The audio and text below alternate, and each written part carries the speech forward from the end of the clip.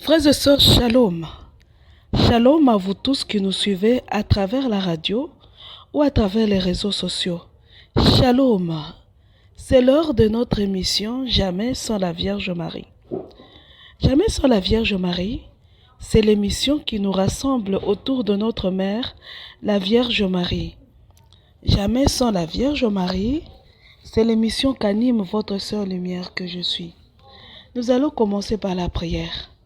Nous disons au nom du Père et du Fils et du Saint-Esprit. Amen. Viens Esprit Saint, viens par la puissante intercession du cœur immaculé de la Vierge Marie, ton épouse bien-aimée. Viens Esprit Saint, viens par la puissante intercession du cœur immaculé de la Vierge Marie, ton épouse bien-aimée.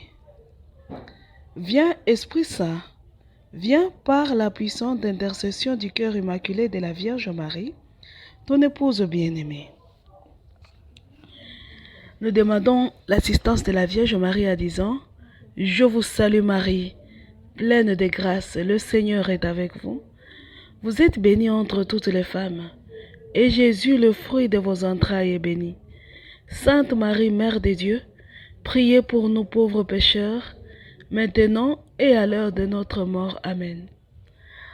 Ave Maria. Les enfants de la Vierge Marie. La fois passée, nous parlions de s'offrir comme victime à l'amour miséricordieux. Nous disions que le monde a besoin de souffrances pour être sauvé. Aujourd'hui, nous allons continuer dans ce sens-là. Aujourd'hui, notre thème, c'est la puissance de la souffrance. La puissance de la souffrance. Alors, je vous demanderai de prendre vos Bibles. Nous allons lire dans le premier livre des rois. Prenez vos Bibles, nous allons lire dans le premier livre des rois, le chapitre 21. Du 1er au 16e verset. Nous allons nous arrêter au 16e verset. Nous lisons. Voici ce qui arriva après ces événements. Naboth de Israël possédait une vigne à Israël, à côté du palais d'Akab, roi de Samarie. Et Akab parla ainsi à Naboth. « Cède-moi ta vigne, pour qu'elle me serve de jardin potager, car elle est tout près de ma maison. Je te donnerai en échange une vigne meilleure. Ou si tu préfères, je te donnerai l'argent qu'elle vaut. » Excusez-moi pour la toux. Mais Naboth dit à Akab, « Yahvé me garde de te céder l'héritage de mes pères. » Akab s'en alla chez lui, sombre et irrité, à cause de cette parole que Naboth de Israël lui avait dite. « Je ne te céderai pas l'héritage de mes pères. » Il se coucha sur son lit, détourna son visage et ne voulut pas manger. Sa femme Jézabel vint à lui et lui dit, « Pourquoi ton esprit est-il chagrin? Pourquoi ton esprit est-il chagrin et ne manges-tu pas? » Il lui répondit, « J'ai parlé à Naboth de Israël. Je lui ai dit, cède-moi ta vigne pour de l'argent, ou si tu aimes mieux, je te donnerai une autre vigne en échange. » Mais il a dit, « Je ne te céderai pas ma vigne. » Alors sa femme Jézabel lui dit, « Vraiment, tu fais un joli roi sur Israël. Lève-toi et mange. Et que ton cœur soit content, moi je vais te donner la vigne de Naboth de Israël. » Elle écrivit au nom d'Akab des lettres qu'elle scella du sceau du royal, et elle adressa les lettres aux anciens et aux notables de la ville qui habitaient avec Naboth. Elle avait écrit dans ces lettres, « Proclamez un jeûne et faites asseoir Naboth en tête du peuple. Faites asseoir en face de lui 2 vauriens qui l'accuseront ainsi. Tu as maudit Dieu et le roi. Conduisez-le dehors, lapidez-le et qu'il meure. Les hommes de la ville de Naboth, les anciens et les notables qui habitaient sa ville, firent comme Jézabel leur avait demandé, comme il était écrit dans les lettres qu'elle leur avait envoyées. Ils proclamèrent un jeûne et mirent Naboth en tête du peuple. Alors arrivèrent les 2 vauriens qui s'assirent en face de lui, et les vauriens témoignèrent contre lui devant le peuple en disant, Naboth a maudit Dieu et le roi. On le fit sortir hors de la ville, on le lapida et il mourut. Puis on envoya dire à Jézabel, Naboth a été lapidé et il est mort. Lorsque Jézabel eut appris que Naboth avait été lapidé et qu'il était mort, elle dit à Akab, lève-toi et prends possession de la vigne de Naboth d'Israël, qu'il n'a pas voulu te céder pour de l'argent, car Naboth n'est plus en vie. Il est mort. Quand Akab apprit que Naboth était mort, il se leva pour descendre à la vigne de Naboth d'Israël et en prendre possession. Ave Maria. Mes frères et sœurs, ce texte de la Bible que nous venons de lire nous raconte une histoire triste. Une histoire d'un homme juste qui s'appelait Naboth. Naboth, on vient de nous dire qu'elle avait une vigne. Et comme la vigne était à côté du palais royal, le roi Akab se met à convoiter la vigne de Naboth. Il dit à Naboth, donne-moi la vigne, donne-moi ta vigne, je vais te donner une autre. Naboth dit non, c'est un héritage, je ne peux pas te le donner. Il lui dit, vends-moi alors, si tu ne veux pas prendre une autre en échange, vends-moi pour de l'argent. Naboth dit non, je ne peux pas vendre la vigne. Alors, avec sa femme, il tue Naboth pour prendre possession de la vigne. Ce qui est étonnant dans ça, c'est que Naboth est juste aux yeux de Dieu. Il n'a pas péché, il n'a rien fait. Il a tout simplement dit que c'est l'héritage de mes parents. Tous les souvenirs de mes parents est ici. Je ne peux pas vendre quelque chose qui me rappelle mes parents. Mais Akab, qui a été rempli de convoitise, avec sa femme qui était remplie d'orgueil, se servent de mensonges et ils arrivent à tuer un juste. Ils y arrivent, ils font gêner des gens. Vous vous rappelez, je vais vous rappeler une chose que j'espère que vous aussi vous vous rappelez. Jézabel, c'est la reine maléfique qui changeait les prêtres. Elle chasse les prêtres de Dieu, elle met dans l'église, parmi le peuple, les prêtres de Baal.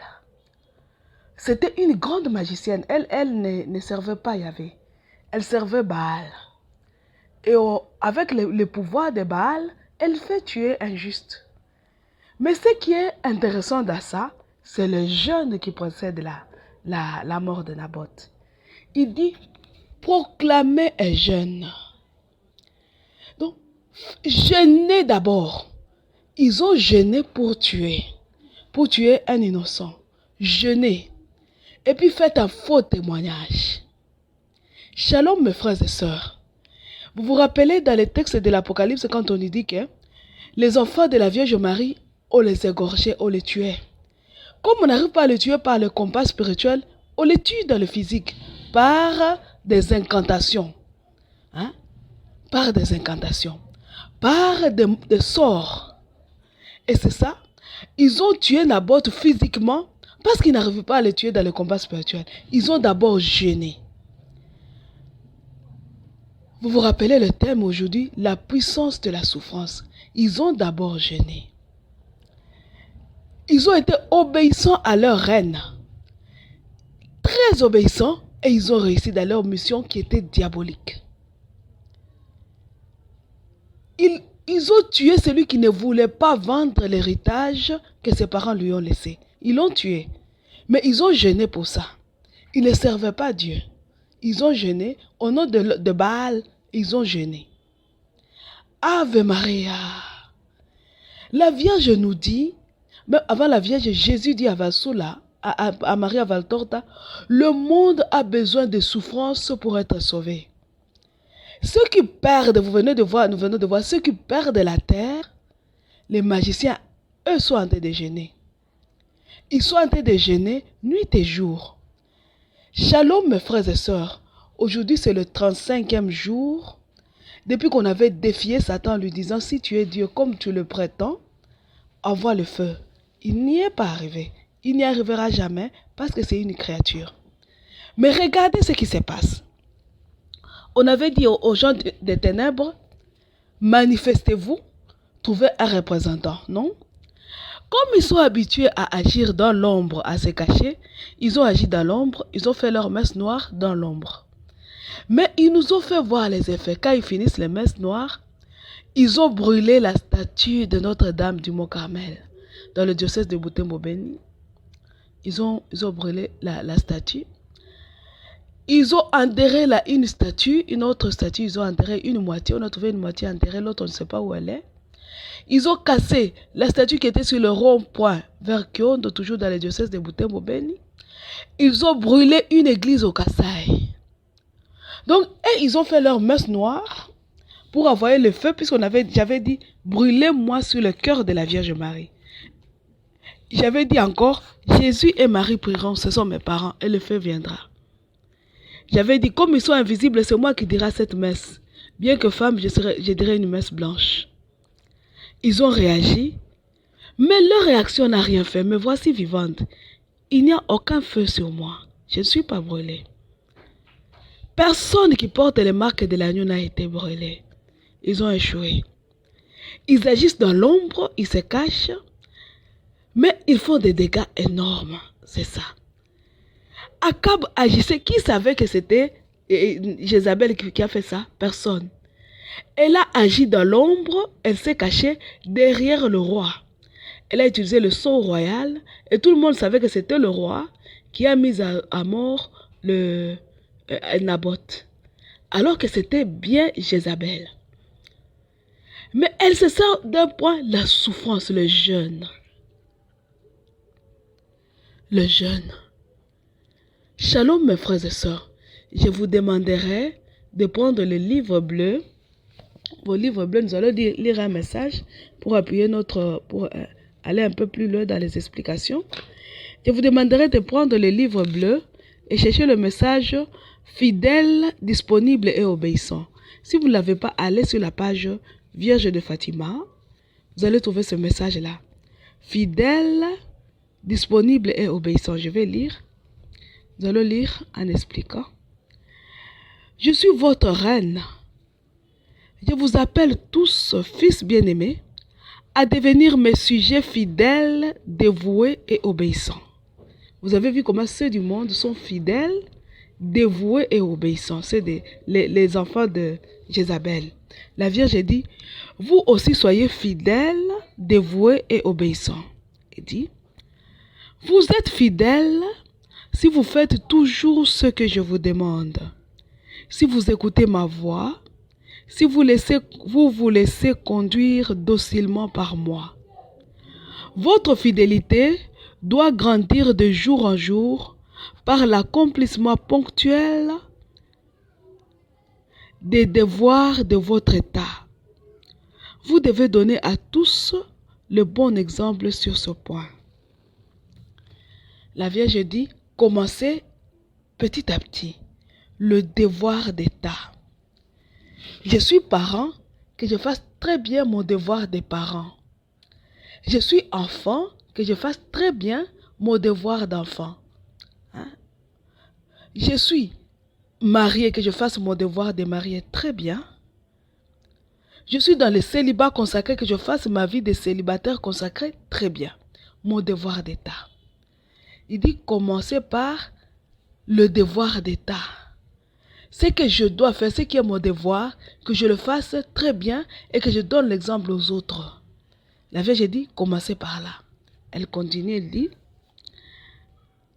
celui qui m'est fidèle fait de sa vie un miroir dans lequel je peux refléter mon image. Il répand autour de lui le parfum de toutes mes vertus. Celui qui est fidèle avance avec confiance dans l'abandon sur le chemin que je vous ai montré, sans regarder vers les créatures. Nous allons d'abord expliquer un peu, recommencer, il dit, celui qui m'est fidèle fait de sa vie un miroir dans lequel je peux refléter mon image. La Vierge dit, celui qui lui est fidèle fait de sa vie un miroir pour que la Vierge y reflète son image. La Vierge. Pendant ce temps, nous sommes en train de parler de la bataille. La Vierge, elle est notre co-rédemptrice. La co-rédemption, l'œuvre de la rédemption, c'est une œuvre qui est bâtie sur la souffrance. Rappelez-vous les chants du serviteur souffrant dans les livres d'Isaïe. Rappelez-vous la parole de Siméon à la Vierge Marie. Une épée te transpercera le cœur. Rappelons-nous les 7 douleurs de la Vierge Marie, la co-rédemptrice. Rappelons-nous tout le chemin de croix et la passion de Jésus. Toutes les épreuves et le rejet qu'a connu Jésus pendant le temps de l'évangélisation. Rappelons-nous toutes ces souffrances-là. La souffrance a commencé avec Jésus dès sa naissance. Il naît, déjà Hérode veut le poursuivre pour le tuer. Avant même Hérode, il naît et déjà Joseph veut refuser Marie en cachette. Il risquait de mourir dans le ventre de sa mère parce qu'on allait lapider sa maman. Il sort du ventre, c'est Hérode qui veut tuer les enfants. Il fuit en Égypte. Il sort de l'Égypte et se retrouve parmi les siens. Les siens ne l'acceptent pas, ils le rejettent. Ils disent il faut le crucifier. Toute l'œuvre de la rédemption est semée de souffrance. La souffrance. Et la Vierge dit, commencez par offrir, parce que faire le devoir d'État, c'est une chose, mais dit, faites de ma vie, de vos vies, un miroir de mon image. Celle qui accompagnait le serviteur souffrant, pas comme un spectateur, mais qui partageait la souffrance du serviteur souffrant, parce qu'elle est co-rédemptrice. Ave Maria, la souffrance, elle est co-rédemptrice. C'est par la souffrance que Jésus nous a arrachés aux griffes de Satan. C'est par la souffrance que la Vierge Marie va écraser aussi la tête du diable et de Satan. C'est par la souffrance. La souffrance, aujourd'hui on parle de la puissance de la souffrance. Regardez, dans le monde des ténèbres, par la souffrance, Naboth arrive à l'accomplissement de ses désirs. La souffrance, il se sert du jeûne des autres, même pas le sien. Et la Vierge nous dit ceci. Elle dit ceci. Celui qui est fidèle avance avec confiance et dans l'abandon sur le chemin que je vous ai montré, sans regarder vers les créatures, sans attendre des approbations humaines, sans chercher soutien et encouragement. Pénétrant de plus en plus au plus intime de mon cœur immaculé, il se laisse guider par moi sur le chemin de la croix, jusqu'au sommet du calvaire. Shalom mes frères et sœurs, écoutez bien, c'est au degré atteint par vous dans le silence, la souffrance, l'offrande, que l'on pourra mesurer votre degré de fidélité, que je veux faire monter jusqu'à l'héroïsme. Disponible et dévoué, vous l'êtes si vous accomplissez mes ordres, tout de suite et sans hésitation. En ces années, j'ai fixé pour vous le chemin que vous devez parcourir. Pourquoi ne le parcourez-vous pas avec assurance et confiance? Pourquoi certains d'entre vous s'arrêtent-ils encore hésitants et incertains?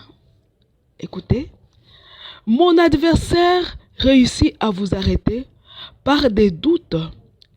Il vous paralyse par la méfiance.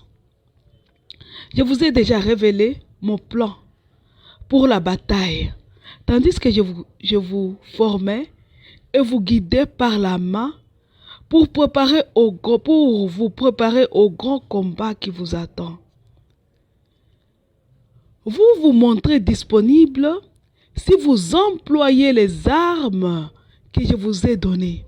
La prière, votre prière sacerdotale, prière fréquente du Saint-Rosaire, la souffrance, votre immolation sacerdotale. À présent, vous devez être dévoué aux ordres de votre reine, parce que nous entrons dans la période la plus douloureuse et la plus décisive. Bientôt pourrait se précipiter,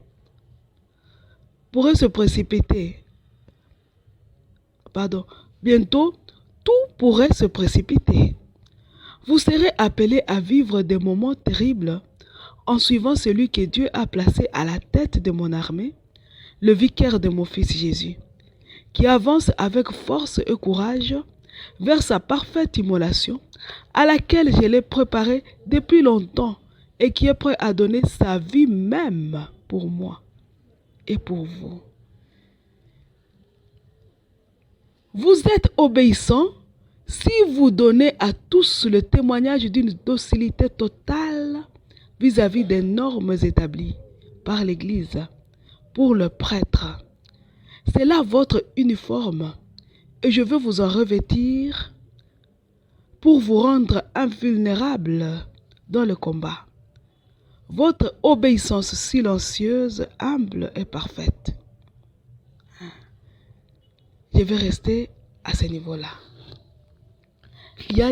Vous venez d'écouter les paroles même de la Vierge Marie. Les messages de la Vierge Marie sont simples, hein? Tout le monde peut comprendre. La Vierge parle de la souffrance, du don de la vie jusqu'à l'immolation. La Vierge dit, nous devons être prêts à gravir le calvaire, la souffrance. Vous voyez mes frères et sœurs, Thérèse de Lisieux, quand elle parlait de la souffrance, elle disait, vivre d'amour, ce n'est pas sur la terre, fixer sa tente au sommet du Tabor. Avec Jésus, c'est gravir le calvaire. C'est regarder la croix comme un trésor. La croix comme un trésor. Elle disait encore, tu m'as caché toujours à ta face.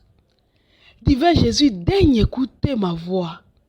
Je vais chanter l'inexprimable grâce d'avoir souffert, d'avoir porté la croix. Le sommet de la souffrance, c'est la mort. On souffre, on n'arrive plus à se tenir, on succombe à la souffrance, on meurt.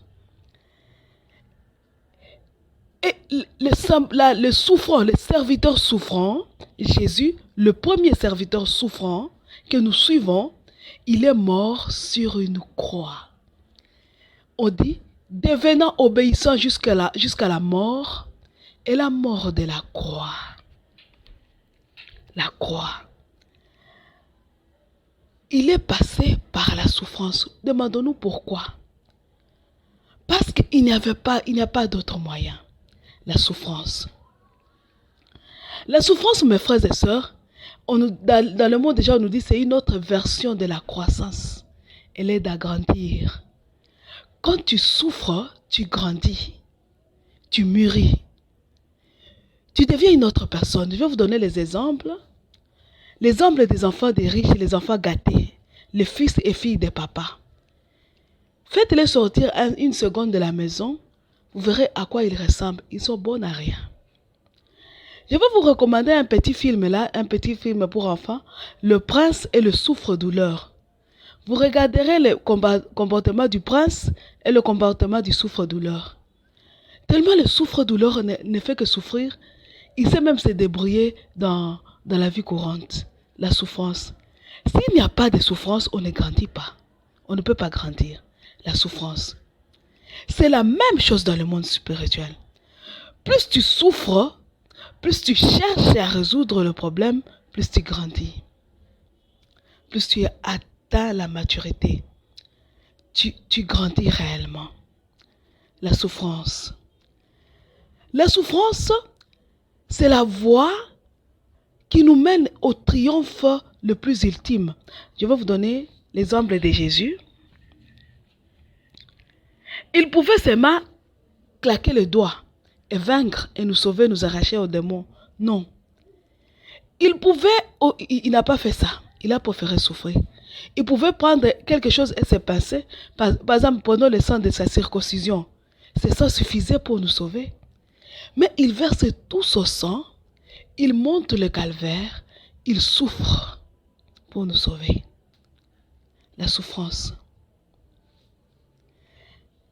Elle ouvre les yeux à des réalités que le corps ne sait pas comprendre. Hein? Elle fait passer de l'état charnel à l'état spirituel. La souffrance. Et le sommet, nous disions, le sommet de la souffrance, c'est la mort. Et nous disions la fois passée, offrons-nous comme victimes à l'amour miséricordieux. Le pouvoir, la force de la victime, c'est la souffrance. C'est la souffrance, mes frères et sœurs. Hein? Savoir multiplier les souffrances. Je vais vous donner encore un exemple. Vous voyez les enfants de Ninive. Les enfants de Ninive. On dit, dans 40 jours, Dieu va brûler Ninive. Il va brûler, il va vous punir parce que vous avez péché. Les hommes de Ninive n'ont pas attendu que Dieu vienne les punir. Non. Ils se sont fait souffrir eux-mêmes. Ils ont revêtu des sacs. Ils se sont assis sur la cendre. Dieu a vu qu'ils se sont eux-mêmes punis, il les a laissés. Ils ont utilisé la souffrance pour faire changer la décision même de Dieu.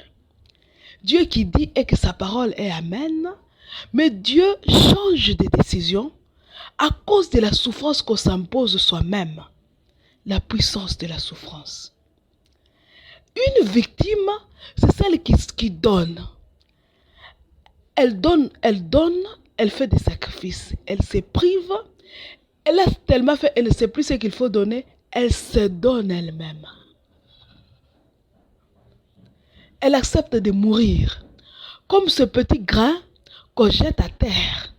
Le grain accepte de mourir pour renaître et porter du fruit. C'est ça. La souffrance. Tu acceptes de te punir toi-même. Il y a un châtiment qui arrive. On nous dit il y a un déluge de feu qui arrive.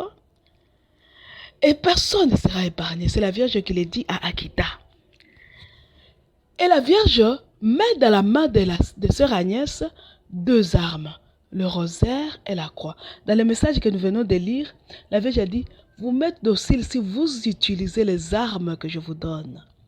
Et parmi les armes, se trouve la souffrance. Regarde. La souffrance, parlons au terme de la croix. Hein? En termes de croix. Il met dans la main de Katsuko, de sœur Agnès, la croix. Il grave la croix sur sa main.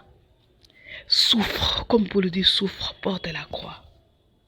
Cette souffrance-là va racheter les âmes.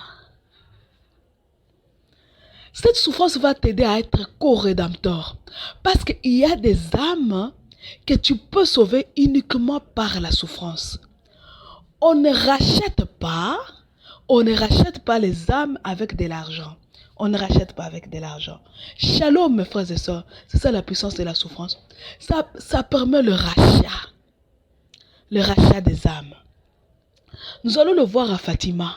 À Fatima, Quand les petits-enfants de Fatima, la Vierge leur dit, il y a des âmes qui vont en enfer parce que personne ne se sacrifie pour eux à Fatima. Et les tout petits enfants de Fatima commencent à multiplier les sacrifices. Ils multiplient la souffrance.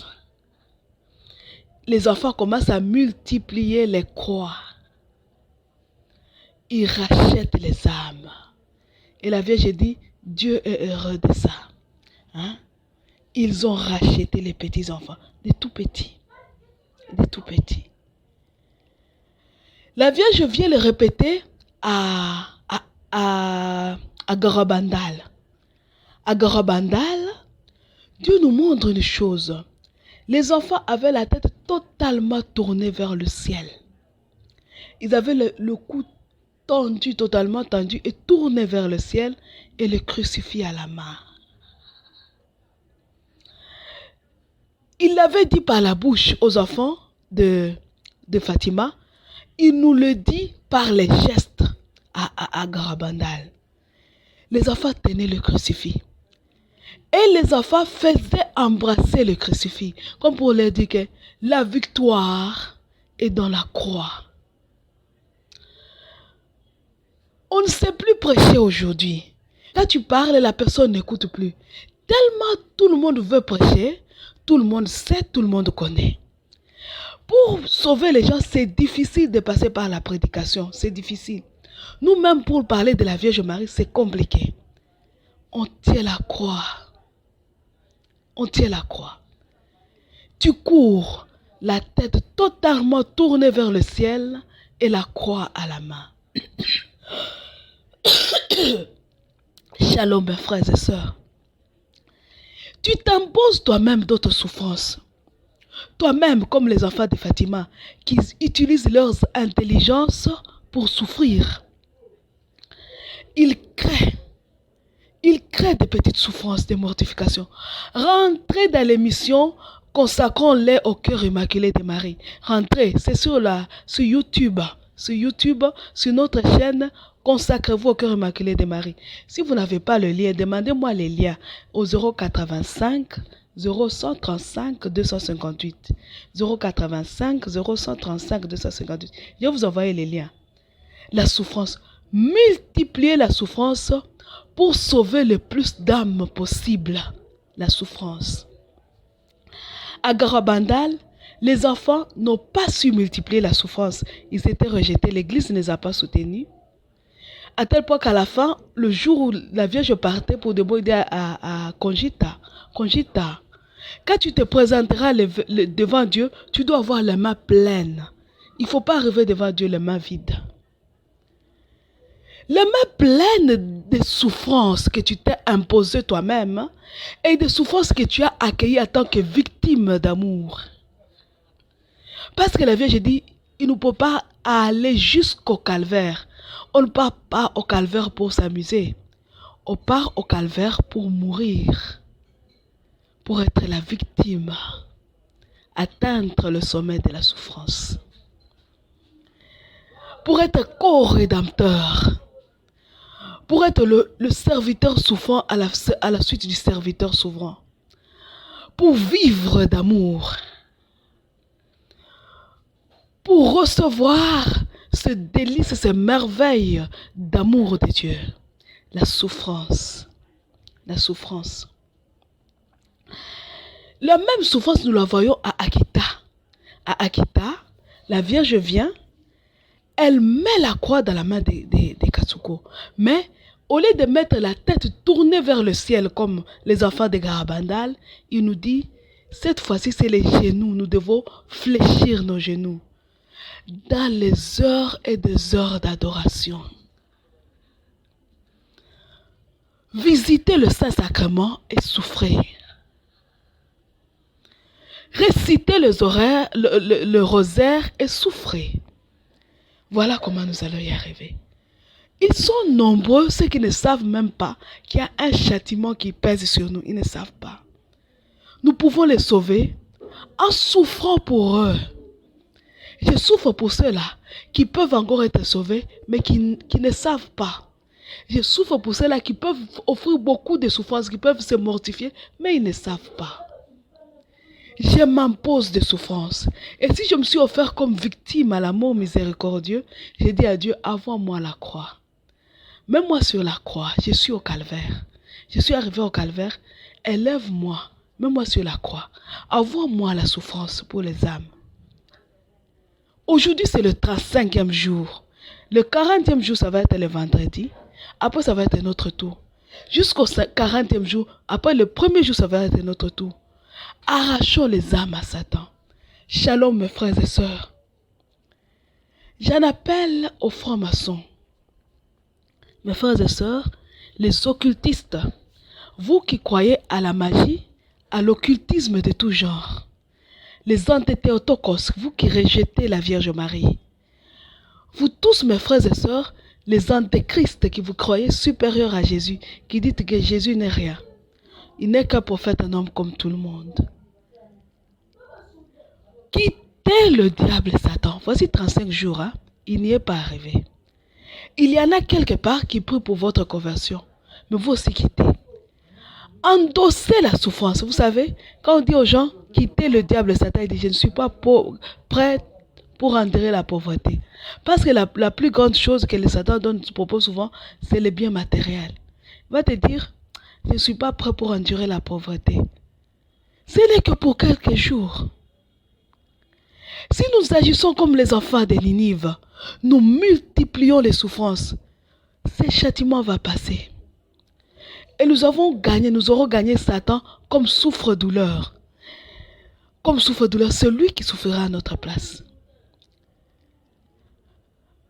Ne nous arrêtons pas à chemin, allons jusqu'au calvaire. Offrons-nous comme victimes à l'amour miséricordieux. Offrons-nous comme victimes. Je le demande aux malades, les grands malades qui ont des maladies incurables. Ne gaspillez pas votre souffrance. Rachetez les âmes. Rachetez les âmes par votre souffrance. Ne la gaspillez pas. Ne la gaspillez pas, s'il vous plaît. Offrez-vous comme victime à l'amour miséricordieux. C'est le moment. C'est le moment de souffrir. Ne gaspillez pas la souffrance. Je propose aussi ça à ceux qui passent par des moments très difficiles de misère sociale. Les moments très difficiles de pauvreté. Ne gaspillez plus votre souffrance. Rachetez les âmes. Détruisez le monde des ténèbres. On a commencé cette émission par l'histoire d'Akab. Naboth qui refusait de vendre son héritage. Nous aussi, nous avons l'héritage. C'est la terre. La terre a été créée pour les hommes, pour que l'homme y vive. Satan et les anges ont été créés pour vivre au ciel. Voici que les Satan et les anges tombent, ils pêchent et ils se battent là-haut. Ils se battent là-haut. Finalement, on finit par les faire tomber. Ils tombent sur la terre. Il faut tomber nos premiers parents, Adam et Ève, et ils s'installent parmi nous.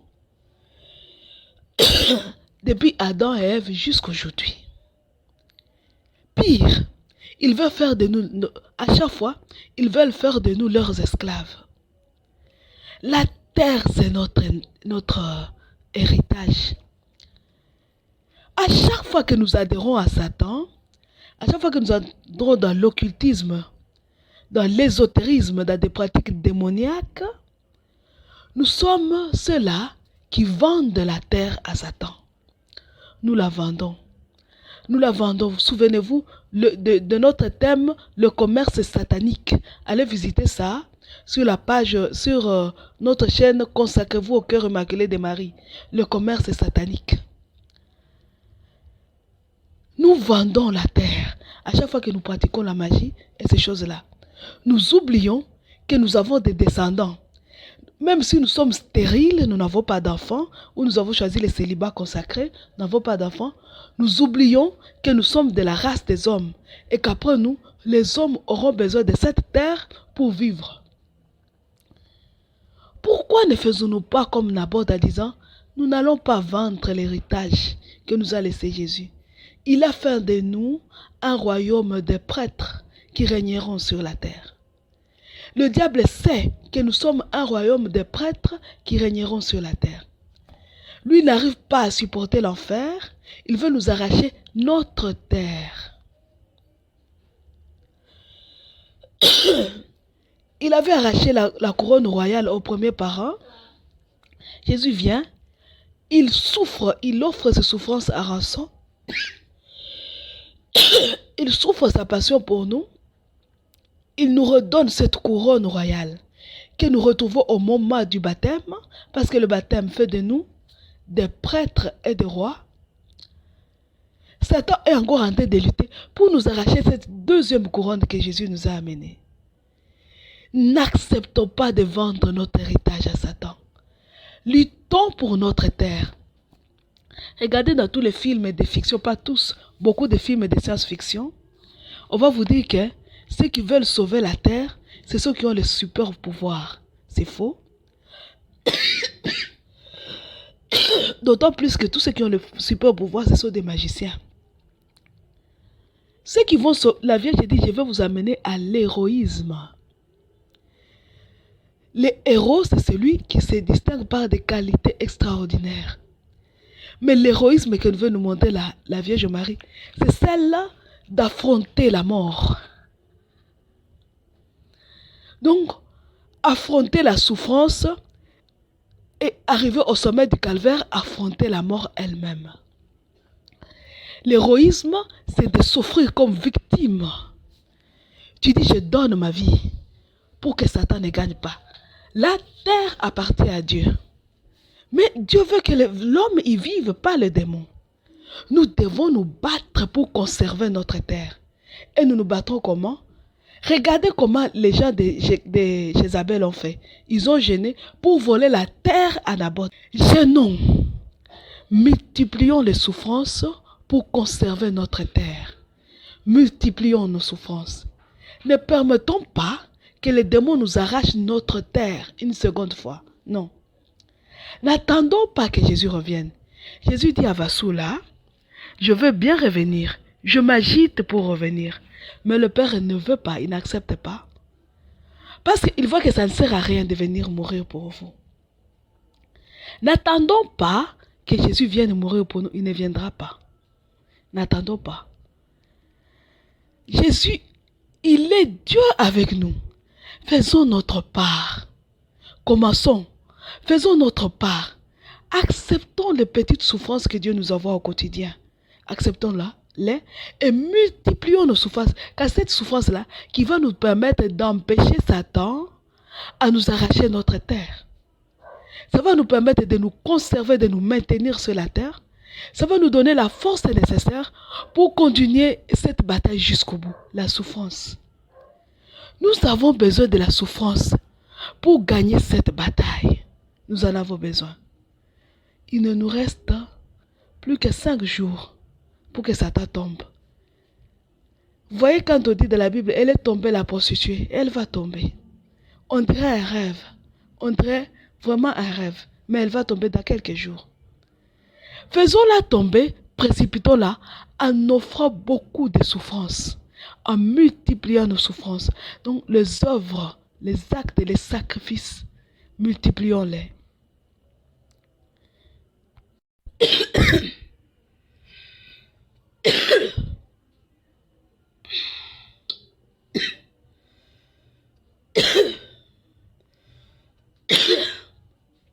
Mes frères et sœurs, à Garabandal, le 18 juin 1965, la Vierge avait dit ceci aux enfants. Il dit à la Vierge, elle dit ceci. Comme rien de ce que j'avais demandé ne s'est accompli, et que peu ont connu mon message du 18 octobre 1961, je vous annonce que celui-ci est le dernier. Avant, la coupe était pleine. Maintenant, elle déborde. Elle déborde en 1965. Beaucoup de cardinaux, évêques et prêtres vont sur le chemin de la perdition et avec eux, ils entraînent beaucoup d'âmes. On donne chaque fois moins d'importance à l'Eucharistie. Vous devez éviter la colère du bon Dieu sur vous. Par vos efforts, il a dit, la Bible dit ceci, vous devez éviter la colère du bon Dieu sur vous par vos efforts. Si vous demandez pardon avec une âme sincère, il vous pardonnera. Moi, votre mère, par l'intercession d'ange Saint-Michel, je vous demande de dire que vous vous repentez. Vous êtes des gens dans les derniers avertissements. Je vous aime beaucoup et ne veux pas votre condamnation. Demandez-nous sincèrement pardon et vous le donnerons. Vous devez vous sanctifier davantage. Pensez à la passion de Jésus. Ça, c'est la Vierge Marie qui parle à Garabandal. Elle dit, c'est par nos propres efforts. Comme nous n'écoutons pas, la Vierge donne des avertissements. Nous n'écoutons pas, elle parle. Nous n'écoutons pas et dit, vous devez y aller maintenant par vos efforts et demander pardon. Vous vous repentez et demandez pardon. Mais combien le font? On n'écoute pas. Même la Vierge pleure, on n'écoute pas. C'est Jésus qui pleure, on s'en moque. Je vous demande de multiplier les actes de réparation. À 15 heures, tu as le temps. Dis le chapelet à la miséricorde divine. Si tu ne peux pas, à n'importe quel moment de la journée, dis un chapelet à la miséricorde divine. Le premier vendredi du mois, répare. Va à l'adoration. Le premier samedi du mois, adore pour réparer. Et puis impose-toi d'autres souffrances. Impose-toi d'autres souffrances pour réparer. En 1965, j'avais dit, la coupe était pleine, maintenant elle déborde. La coupe de la colère de Dieu. Elle déborde. Ça c'était à Garabandal. En 1973, si je ne me trompe pas, la Vierge dit à Akita, si vous continuez comme ça, il ne sera plus question du pardon. Donc si nous continuons à nous endetter, Dieu ne nous pardonnera plus. Il nous punira sûrement. Et la punition, c'est le feu. Mourir par le feu, mes frères, c'est horrible. C'est très horrible. Je vous appelle, mes frères et sœurs, à accepter de souffrir pour les âmes. Acceptons ça. Pour éviter le châtiment de Dieu. Pour racheter les âmes. Pour nous racheter nous-mêmes. Pour réparer pour nous et pour les autres. Pour implorer la pitié de Dieu. Acceptons la souffrance. Comme les gens de Ninive. Ils ont accepté la souffrance pour implorer la pitié de Dieu. Pour détourner ce châtiment, acceptons la souffrance, mes frères et sœurs. Acceptons la souffrance. C'est l'heure où chacun de nous doit se dépasser. Faire plus que tout ce qu'il peut dans le monde de la souffrance. S'éprouver de tout ce qu'il peut s'éprouver. Inventer tout ce qu'il peut inventer pour racheter les âmes. Si tu ne peux pas t'offrir comme victime, tu as peur. Tu dis, je risque de mourir. Multiplie les œuvres. Vous savez, parmi la souffrance, les privations, c'est beau qu'à toi-même tu te les imposes. C'est beau. Mais c'est très beau. Quand tu les accueilles de Dieu, tu te réveilles le matin, tu dis à Dieu, envoie-moi une souffrance. Envoie-moi une souffrance pour les âmes. Si tu t'es offert comme victime, c'est merveilleux. Car tu te donnes toi-même. Tu dis, je vais être le souffre-douleur. Fouettez-moi à la place de l'autre. Envoyez-moi une souffrance pour que je rachète l'autre. C'est merveilleux. La souffrance. C'est beau de souffrir pour les autres. C'est beau de vivre pour les autres. C'est très beau. Ne laissons pas ceux des ténèbres nous arracher ce qui nous appartient. Et puis, ne rendons pas nul et sans effet les larmes de notre mère. Les larmes de notre mère, la Vierge Marie, et les larmes de notre Seigneur Jésus-Christ, qui pleure jusqu'aux larmes de sang pour essayer de nous réveiller, pour essayer de nous faire comprendre que nous sommes arrivés au bout. Ils ont besoin de nous, Jésus et Marie. Nos propres parents, ils ont besoin de nous. Ils veulent qu'à leur souffrance, nous ajustions notre petite souffrance pour qu'ils nous aident à nous sauver. Mon frère, si tu sens que tu as cette force-là de tenir, offre-toi comme victime à l'amour miséricordieux. Chaque victime, vous voyez, vous vous rappelez l'autre fois, Jésus disait, le diable a besoin du sang pour consolider son royaume. Jésus vient nous dire, donnez votre sang. Donnez votre sang pour annuler l'œuvre du démon. Pour que ces œuvres soient nulles et sans effet. Donnez votre sang pour renverser le royaume de Satan. Allons-nous le refuser ça? Allons-nous le refuser? Je vous pose la question. Si Dieu, nous faisons notre messe le premier jour quand ça va être notre tour et que Dieu répond, pose-toi la question. Tu seras où? Du côté de ceux qui vont brûler ou du côté de ceux qui seront sauvés? Tu seras de quel côté? C'est malheureux si tu te retrouves parmi ceux qui seront sauvés, seul, sans amis, sans connaissances, sans parents, seul. Consacre tes amis, consacre-les au cœur immaculé de Marie.